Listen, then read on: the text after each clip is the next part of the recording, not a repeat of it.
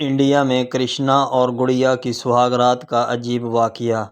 بس بھی کر دو کرشنا، اب تو دن کی روشنی پھیل گئی ہے۔ گڑیا پوری رات کرشنا کی شدت کو سہہ کر اب تھک چکی تھی۔ پوری رات کے جاگے ہوئے تھے، لیکن کرشنا تھا کہ اس کی بے خودی میں ذرا بھی فرق نہیں آ رہا تھا، اور شادی کی پہلی رات تھی، اس لیے جھجک کے مارے وہ اسے زیادہ انکار بھی نہیں کر پائی۔ لیکن سردیوں کی طویل رات گزرنے کے بعد اب صبح کی روشنی پھیل چکی تھی، اور وہ بے تحاشا تھکن سے چور ہو چکی تھی۔ حالانکہ واپسی سے اس نے ہاتھ جوڑ کر کرشنا کی منت کی تھی، تب وہ پیچھے ہٹا تھا۔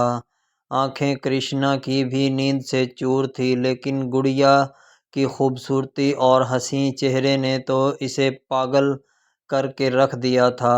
بہرحال اب وہ کروٹ بدل کر سو چکا تھا، اور گڑیا کی آنکھیں بھی نیند سے بوجھل تھیں۔ جیسے ہی وہ گہری نیند میں گئی، کمرے کے دروازے پر دستک ہوئی۔ کرشنا تو پیٹھ موڑ کر سو رہا تھا، اس لیے گڑیا کو ہی اٹھنا پڑا۔ اس نے دروازہ نہیں کھولا تھا، بڑی مشکل سے کمرے کے دروازے تک نیند میں جھولتی ہوئی پہنچی تھی۔ کہنے لگی، کون ہے؟ تو باہر سے اس کی ساس کہنے لگی، بیٹی گڑیا، صبح کے 9 بج گئے ہیں، تمہارے گھر والے ناشتہ لے کر آ رہے ہیں، تم لوگ تیار ہو کر آ جاؤ۔ گڑیا کا دل چاہا کہ رو دے، بس 7 بجے تو اس کے بیٹے نے اس کی جان چھوڑی تھی۔ وہ مشکل سے 2 گھنٹے ہی سوئی تھی جب ساسو ماں نے دروازہ کھٹکھٹایا۔ اس نے ایک ہی نظر کرشنا پر ڈالی جو بے خبر سویا ہوا تھا، لیکن پھر خاموشی سے کپڑے نکالے اور واش روم میں چلی گئی۔ نہا کر واپس آئی، تیار ہوئی اور کمرے میں سے باہر گئی، تب تک اس کے گھر والے ناشتہ بھی لے کر آ گئے تھے۔ اس کی ساس کہنے لگی، گڑیا، جا کر اپنے شوہر کو اٹھاؤ، کتنی بری بات ہے، تمہارے گھر والے ناشتہ لے کر آئے ہیں۔ لیکن گڑیا تو کرشنا کے پاس جانے سے بھی کترا رہی تھی۔ رات بھر جتنی شدت اس نے دکھائی تھی، دل میں کہیں نہ کہیں کرشنا کا ڈر اس کے دل میں بیٹھ گیا تھا کہ کہیں وہ اس کو جگانے جائے اور وہ پھر سے شروع ہی نہ ہو جائے۔ وہ تو کہتا تھا، تم سے دل نہیں بھر رہا، رات کو مزید طویل کر دوں اور تمہارے قریب سے خود کو سراب کرتا رہوں۔ اس کی باتوں نے نور کو جانے پر مجبور کر دیا تھا، لیکن فہمیدہ بیگم اسے بار بار کہہ رہی تھی۔ وہ گھبراتے ہوئے کمرے میں گئی، وہ اب بھی گہری نیند میں سویا ہوا تھا۔ ویسے بھی 11 بج چکے تھے۔ کرشنا کے پاس آئی، اس کا ہاتھ پکڑ کر اسے ہلانے لگی، کہنے لگی، کرشنا، جلدی سے نہا کر تیار ہو جائیں، میرے گھر والے بھی آ چکے ہیں، سب ناشتے پر آپ کا پوچھ رہے ہیں۔ میں کرشنا کو آلودہ آنکھیں بمشکل ہی کھلیں۔ جب اس نے دوبارہ سے گڑیا کا نکھرا روپ دیکھا تو پھر سے دماغ پر نئے سرے سے چھائی تھی۔ اسے کھینچ کر خود پر گرایا اور بولا، گڑیا، آؤ پھر سے شروع کرتے ہیں۔ گڑیا پھر سے ویسا ہی درد سہنے کے لیے تیار نہیں تھی، لیکن کرشنا کہنے لگا کہ یہ رشتے دار مجھے اس لیے زہر لگتے ہیں، میاں بیوی کو تو وقت گزارنے ہی نہیں دیتے۔ کہنے لگی، پلیز چھوڑیں مجھے وہ۔ لیکن کرشنا نے اپنی منمانی پھر سے ایک بار کی تھی، اس کے بعد ہی اسے چھوڑا تھا اور خود نہانے چلا گیا، اور وہ پریشان ہو کر رہ گئی تھی۔ باہر آیا تو تولیہ اس کے منہ پر پھینکا اور کہنے لگا، میں تو اپنے سسرال والوں کے ساتھ ناشتہ کرنے جا رہا ہوں، تم جاؤ دوبارہ سے نہا کر تیار ہو جاؤ، اور پھر سب کو وجہ بھی بتا دینا۔ اور اب گڑیا کا بس نہیں چل رہا تھا کہ وہ رو دے۔ بہرحال گڑیا نے دوبارہ سے غسل کیا اور وہی کپڑے پہن کر تیار ہو کر باہر آ گئی، لیکن سر پر دوپٹہ اچھے طریقے سے ڈال لیا تاکہ کسی کو شک نہ ہو۔ سب کے ساتھ ناشتہ کیا۔ ناشتہ کرنے کے بعد کرشنا پھر اسے اشارے کر رہا تھا کہ چلو کمرے میں، لیکن وہ تنگ آ چکی تھی، اس لیے فہمیدہ بیگم کے ساتھ ہی بیٹھی باتوں میں مشغول رہی۔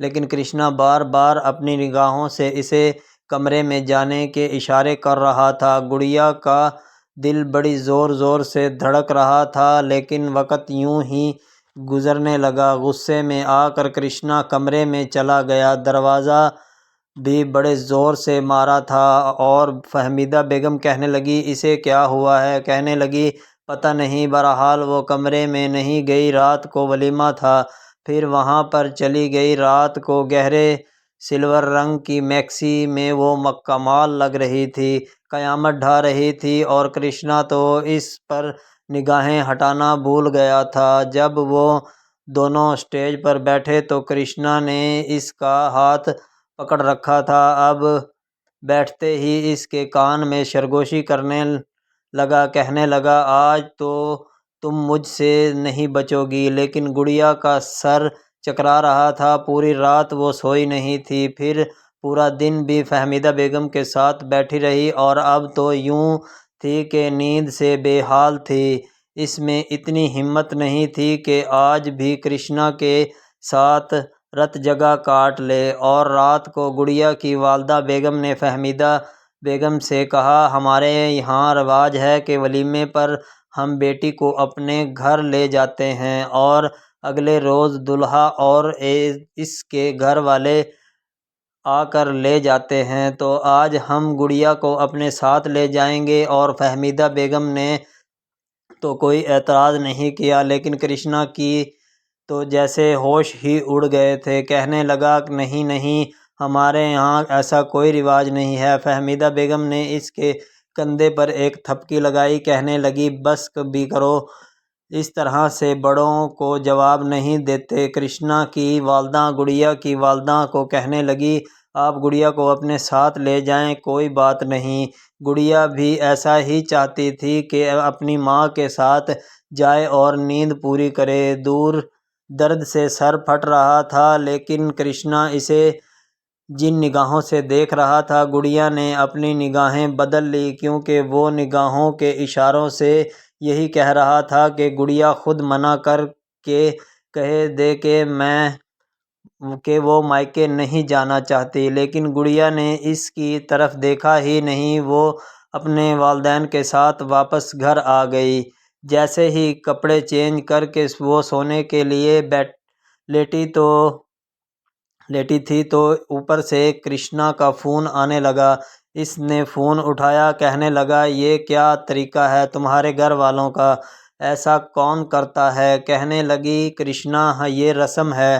کہنے لگا بھاڑ میں جائے ایسی رسم، میں تمہیں لینے آ رہا ہوں اور تم میرے ساتھ واپس گھر جاؤ گی۔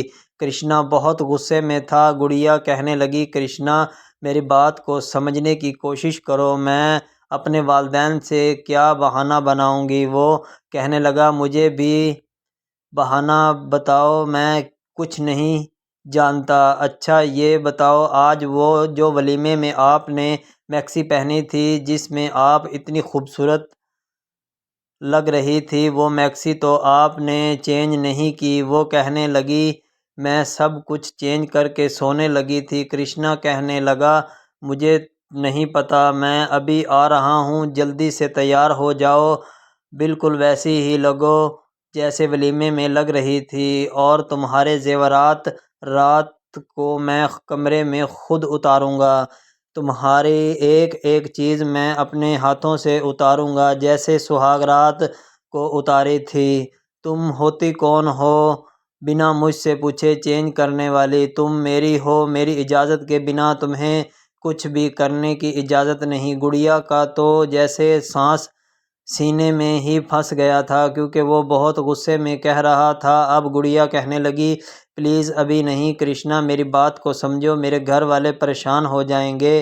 کرشنا بولا مجھے کوئی فرق نہیں پڑتا کون پریشان ہوتا ہے اور کسے برا لگتا ہے، مجھے کوئی فرق نہیں پڑتا، تم میری بیوی ہو اور مجھے رات کو تم اپنے کمرے میں چاہیے ہو، میں تمہیں ہر رات اپنے بستر پر دیکھنا چاہتا ہوں، تمہارے پاس صرف 15 سے 20 منٹ کے اندر اندر ویسے ہی تیار ہو جاؤ جیسے کہ تم ولیمے پر لگ رہی تھی، جوڑا بھی ویسے ہی پہن کے رکھنا۔ میں تمہیں اشارہ کر کے آ رہا تھا کہ اپنی والدہ کو منع کر دو، کوئی بھی بہانہ بنا دو، لیکن تم نے تو میری طرف دیکھنے کی زحمت نہیں تک کی۔ کیا تمہاری نظر میں میری یہی اہمیت ہے؟ پتہ نہیں کرشنا کو ہوا کیا تھا، کچھ بھی سننے کو تیار نہیں تھا۔ اپنی بات کہہ کر اس نے فون بند کر دیا اور گڑیا سوچ میں پڑ گئی تھی کہ کیا کرے اور کیا نہ کرے۔ بہرحال سب سے پہلے تو اس نے اپنی والدہ کو اطمینان میں لیا، کہنے لگی ماں کرشنا کی کچھ طبیعت ٹھیک نہیں ہے، میں کرشنا کے ساتھ گھر جا رہی ہوں، پھر کبھی رہنے کے لیے آ جاؤں گی۔ تو اس کی والدہ نے زیادہ تنگ نہیں کیا تھا، کہنے لگی ٹھیک ہے، لیکن گڑیا کو یہ مناسب نہیں لگا کہ وہ دوبارہ سے ولیمے کا جوڑا پہنے۔ البتہ اس نے سب کچھ پیک کر کے رکھ دیا۔ کرشنا نے صرف باہر مین گیٹ پر ہارن دیا اور گڑیا سے کہنے لگا باہر آ جاؤ، میں اندر نہیں آؤں گا۔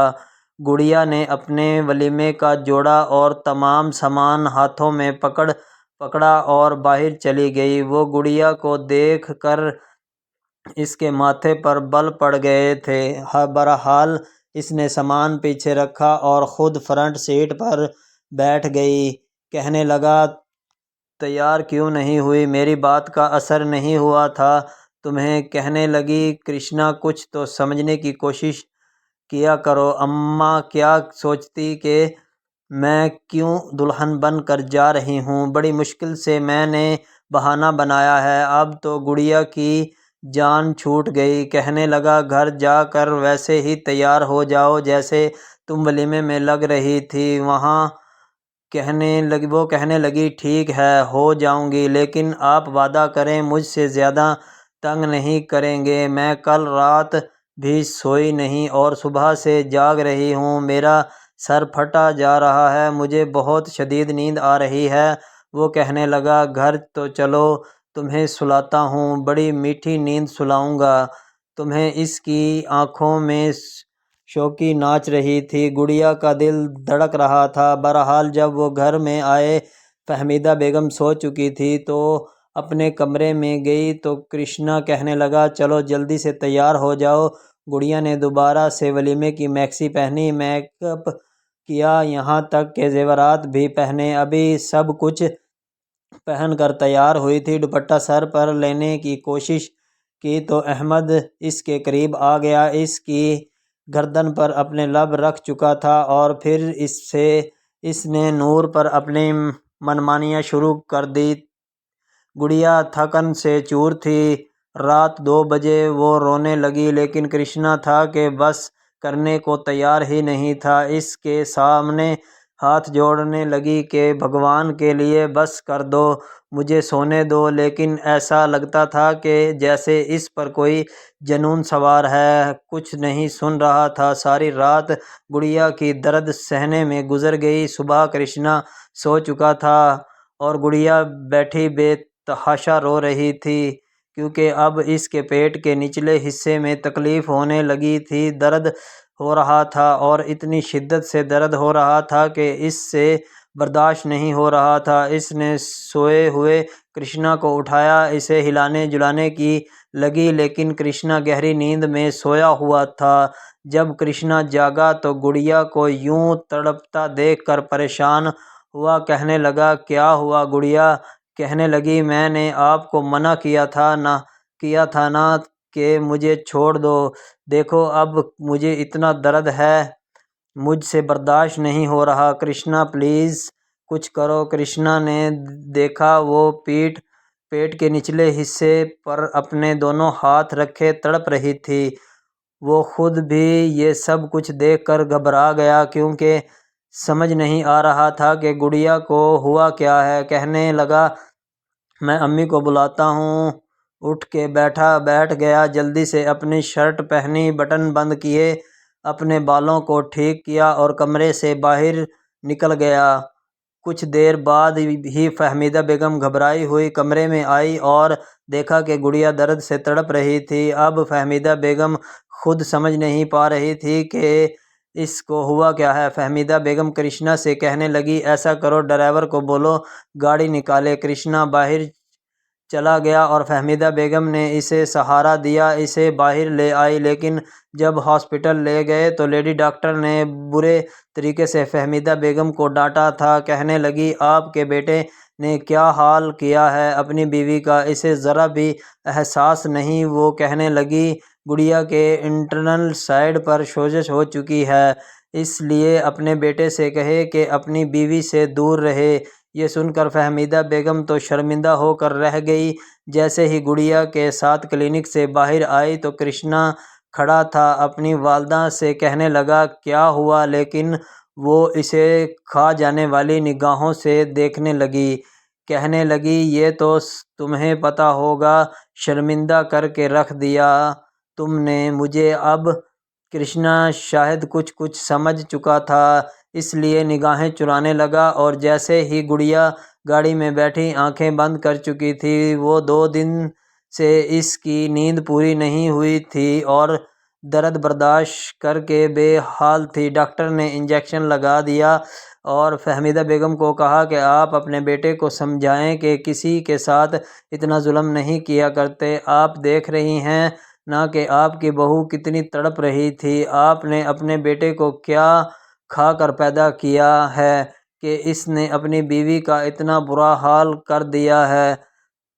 اب آپ اپنے بیٹے کو کہیں کہ اپنی بیوی سے 15-20 دن تک دور رہے۔